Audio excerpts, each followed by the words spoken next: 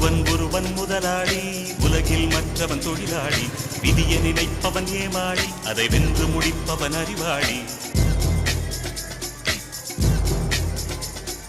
ஒருவன் முதலாளி, உலகில் மற்றவன் தொழிலாளி.